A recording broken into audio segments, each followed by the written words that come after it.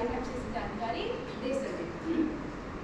किसी भी देश की जो आर्थिक व्यवस्था होती है वो पर्यटन से बहुत ज़्यादा प्रभावित होती है। क्यों?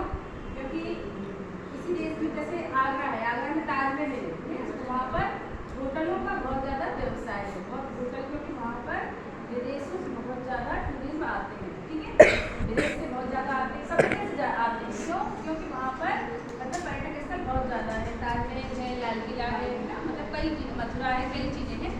तो जब बहुत सारे लोग बाहर से आएंगे पर्यटन के लिए, तो वहाँ क्या होगा, उस देश का राजस्व बढ़ता है, क्योंकि वहाँ पर जो वहाँ के जो लोकल लोग हैं उनको रोजगार मिलता है ना।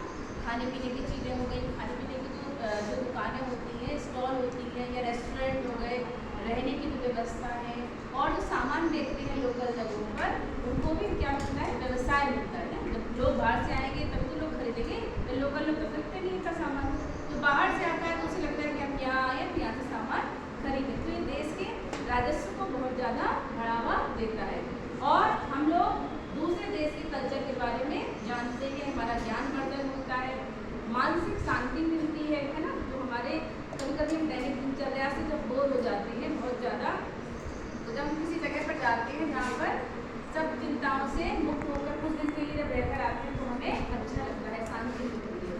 तो टूरिज्म से हमें एक तो ज्ञान मिलता है, जानते हैं दूसरे देशों के बारे में, कल्चर के बारे में, वहाँ की इकोलॉजी के बारे में, ठीक है, और लोगों के बारे में, और क्या होता है, देश का राजस्व बढ़ता है। इसलिए हम लोगों को टूरिज्म को बढ़ावा देना चाहिए। ठीक है बच्चों, जय हिंद।